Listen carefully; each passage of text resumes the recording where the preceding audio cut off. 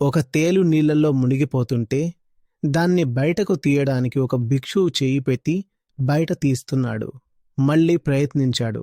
మళ్ళీ తేలు కాటేసింది. నొప్పితో చేతిని వెనక్కి తీసుకున్నాడు. మళ్ళీ ప్రయత్నించాడు. మళ్ళీ కాటేసింది. అప్పుడు పక్కన ఉన్నవాడు అడుగుతున్నాడు, అది నిన్ను కాటేస్తోంది, నీవు దాన్ని రక్షించాలనుకుంటున్నావా?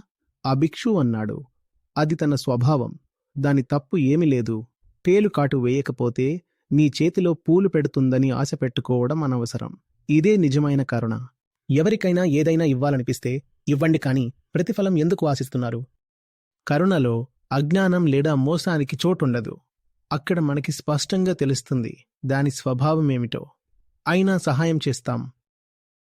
చాలామంది వాళ్ల జీవితంలో ముందు నుంచే నిర్ణయించబడిన కథకు బానిసలుగా ఉంటారు. వాళ్ల భవిష్యత్తు అదే తరహాలో ఉంటుంది. మీరు ఎవరినైనా ప్రేమించడం మొదలు పెడితే మీరు అనుకుంటారు, ఇంతవరకు ఎలా ఉన్నాయికపై మారతారని. కాని వాళ్ళు మారరు. మిమ్మల్ని మీరు మోసగించుకోవాలంటే వాళ్ల గతాన్ని పట్టించుకోకుండా భవిష్యత్తుపై ఆశలు పెట్టుకోండి, అంతే.